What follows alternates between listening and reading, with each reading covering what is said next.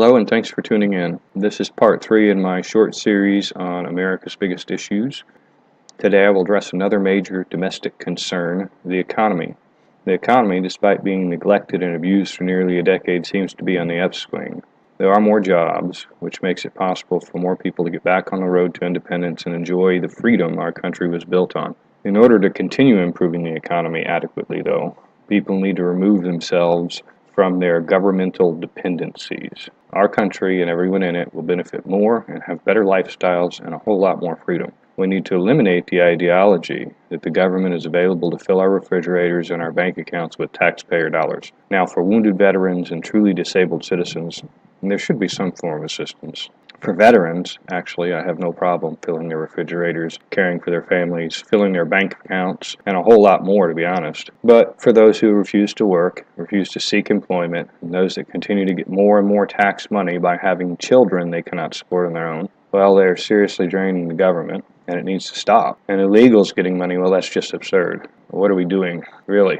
We're a free country, and by allowing this kind of entitlement and dependency, we're making it harder and harder on ourselves. We have the power to put this to rest. Our politicians will continue catering to people by giving them handouts. It helps them get reelected. Part of the solution is to get them out of office by not reelecting those that continually cater to the entitlement generation. We need to send a message that in America we earn our wages and we contribute to our great nation. Enough with the entitlements and handouts. I want my tax dollars going to national defense, or veterans, or anything else that actually strengthens our nation and not drains it. The first thing we need to do, as I've mentioned in other segments, is to take the politics out of everything.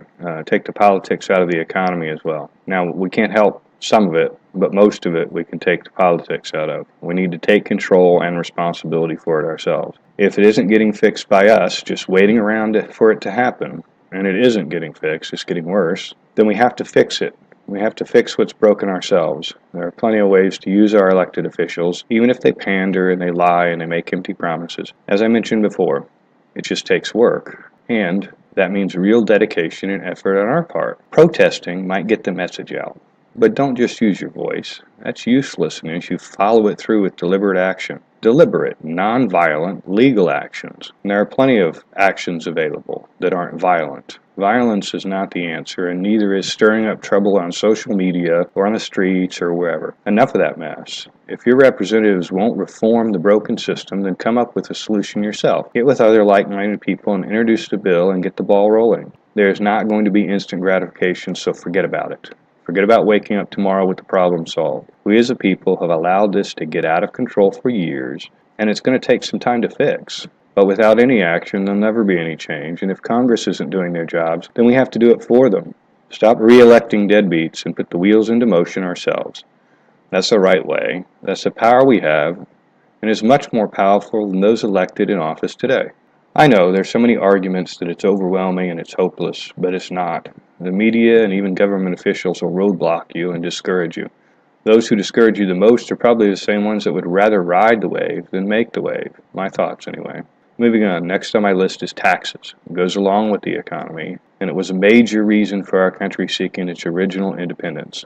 It's not news to anyone that taxes are out of control in our country. They help support our ballooning government and all the politics and waste that goes along with it.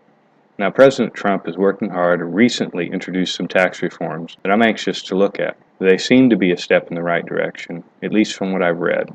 I have nothing factual on that other than what I've read, and it seems like good news anyway. There's no easy or fast solution to taxes, but anything that can be done to reduce or remove any taxes needs to be pursued. You'll need to look into your local taxation and federal taxation, decide for yourself what needs to be addressed and in what order. And both the media and the government will have you believe that our tax system is the best. That's not true either. In my opinion, it is nearing the same degree that inspired our breakaway from England in the first place.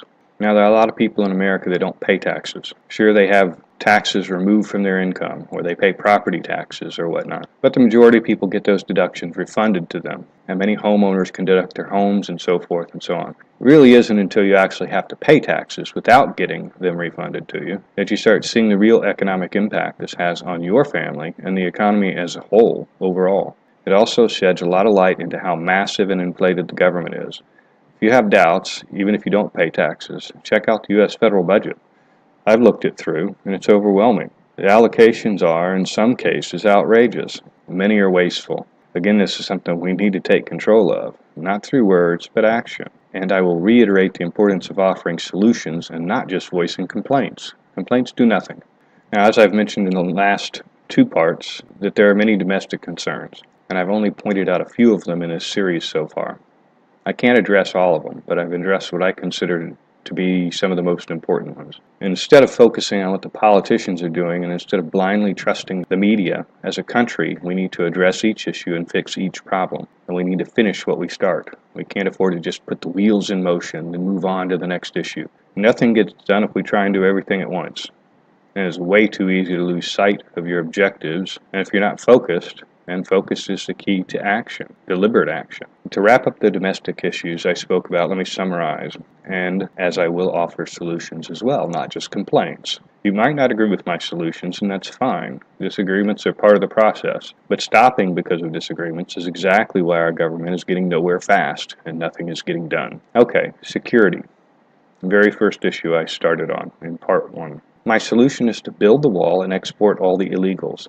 Unless there's a better way to keep our citizens safe, I don't have it, and I can't see any other solution at this point. Once our home is safe, we can work on the details and work out integrating some form of mutual acceptable fairness. In my opinion, though, fairness is secondary to safety. Now for the economy. We need to seriously reduce the size of the government. It's gotten way out of control. It's gotten huge. And we need to remove or reform taxes, and we need to eliminate taxpayer-funded welfare programs. Reducing the size of the government means removing wasteful and unproductive departments and personnel. If the departments exist to do anything other than provide for our defense or support international trade or enforce or interpret our laws, then its value needs to be considered and weighed. And unless it serves the people in the way that it is necessary to the freedoms and spirit of our country, then it needs to go. Taxes are way out of control. Federal taxes need to be limited to federal issues of defense and public safety, with state taxes covering consumption and general welfare. In other words, the federal government shouldn't tax us for anything but necessary federal expenses. And I mean necessary. I won't list them all here, but defense is my first choice. State taxes can go for whatever the federal government doesn't cover, like education, roadways, law enforcement, first responders, etc. Each state should have that control, and the people of each state should decide what they want to use their taxes for and what taxes they want to pay. And I don't want my tax dollars paying the salaries for congressional representatives from any state or district but my own. Remove that from the federal budget, put it where it belongs, each state and each district. Why should the wealth of a successful region be given to the elected officials of a district in poverty? It removes the motivation of those officials to improve the lives of the people they represent. If they can't do their jobs, then they shouldn't get paid. At least I don't want to pay them anymore. Let these people that keep electing them pay for it. And finally, we need to eliminate the entitlement mentality and eliminate welfare for people that are able to work. It's not a punishment. There's no incentive to pursue self-sufficiency when the government will step in and take money from taxpayers and give it out to someone who chronically doesn't seek or maintain employment. It continues to have children. It needs to stop for the good of everyone. Truthfully, on a side note, I would love to do away with our current tax system altogether and institute a pure consumption tax.